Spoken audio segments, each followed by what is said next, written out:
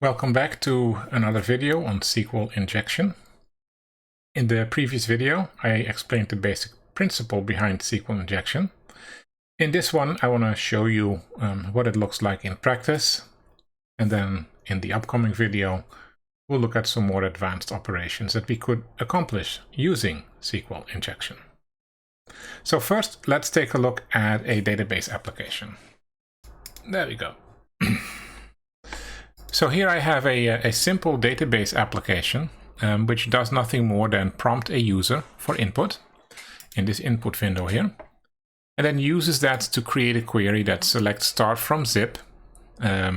If the user puts something in here, let's go with the zip code of Adelphi, the query becomes where a zip code equals 11530, and of course 11530 is that input that we just saw. We can take a look at the source, and it's a real simple HTML page. This is really all it is. The rest is generated by the query. So the first step we would have to do, first it is important to realize what you see here is the output of the script, not the script itself. So you can't see by looking at the page source how that page is generated. You're only seeing the output, and what you can see is how the output changes when you put different values in this input box. But you don't know how it's processed, so you'll have to guess and use judgment there, knowing how developers work. That's one. The other thing to point out is that it seems that this argument is passed in the URL, and that is the get method. Previously we saw what the post method did. So this is passing stuff in gets. When you choose one over the other, it's somewhat of an arbitrary choice, but it's up to the developers to make that decision. So 11530, if I take this off, it becomes back to this. Another page look at the source. See, nothing changed here. Now, other thing to keep in mind, because this is passed in the command line argument, it becomes really easy to script against this. If you wanted to enumerate all zip codes and you didn't have any other mechanism, now you can just write an easy script that just generates these URLs. You can do the same thing with post methods, but this is a little bit more intuitive. Okay, so what we said is SQL injection happens when a user inputs something in here that makes no sense to us, but that makes sense to the application backend, or maybe the database that is a backend to the application. So we'll just start by putting some random stuff in here. And indeed, we'll see that that random stuff is being put right here. Let's see. Case is maintained. So we know that the input is not being filtered for upper or lower case. Doesn't really help all that much whether it would have been, but it's good to know.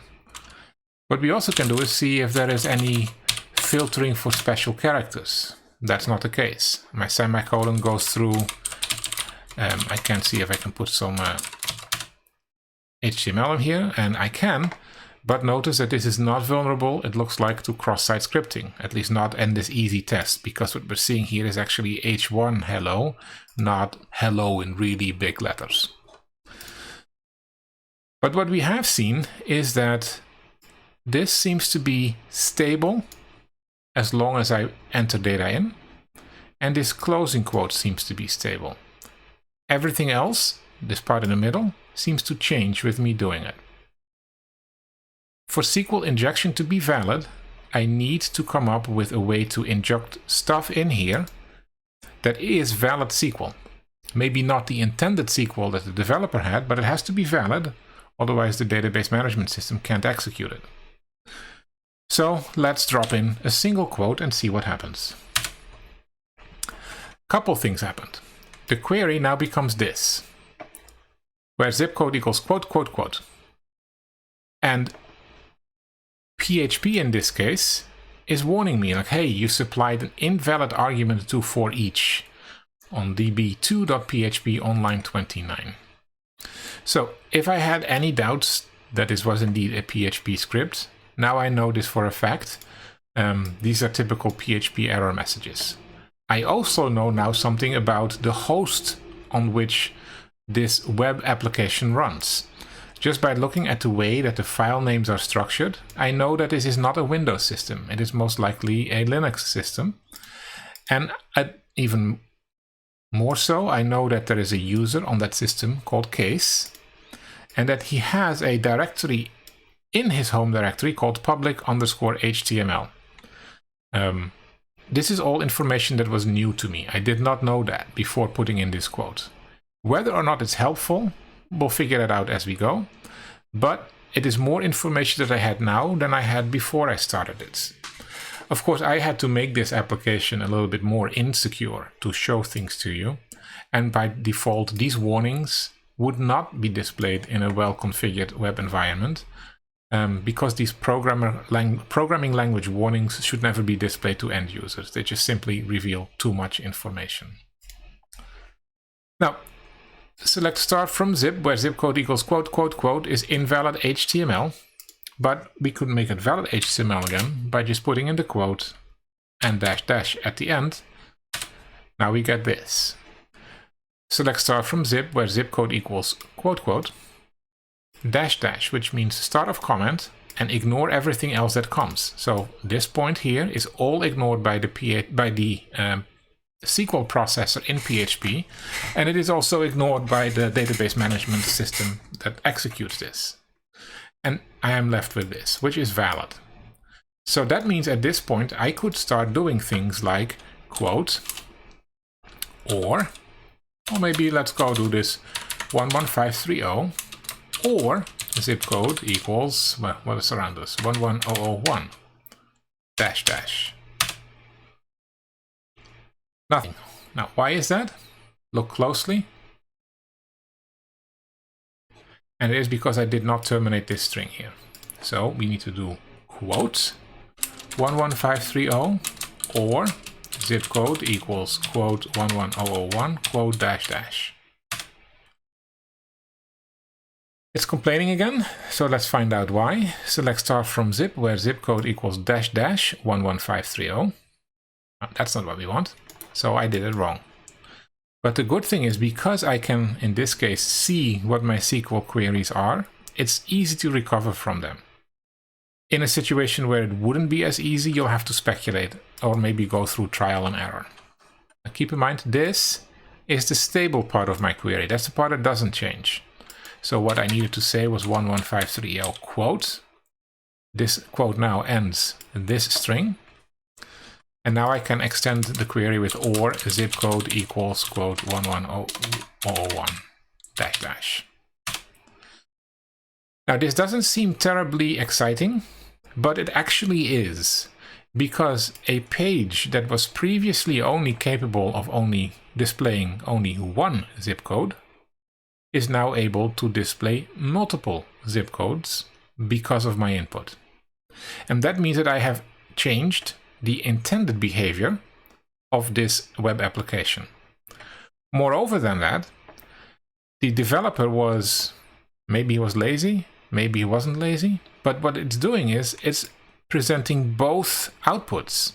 And that means that there has to be a loop somewhere that iterates over all outputs. If the developer had assumed that there would be only one input, most likely he or she would only have presented one output. They didn't. They gave us all the outputs. So at this point, what I can do is extend my query with exactly that same thing we talked about in the previous lesson, which is or 1 equals 1 dash dash.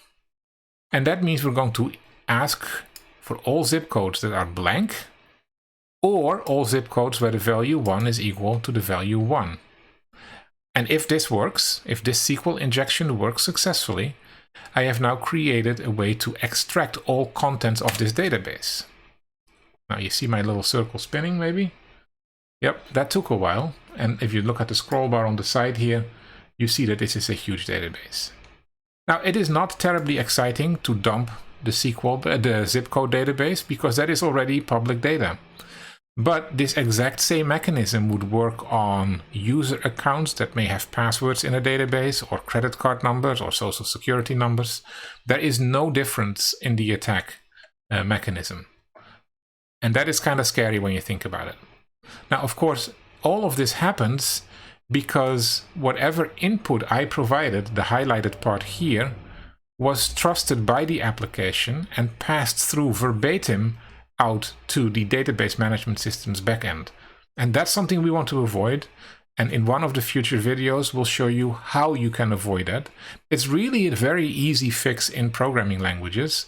Unfortunately, each programming language does it a little differently, but we can work with that.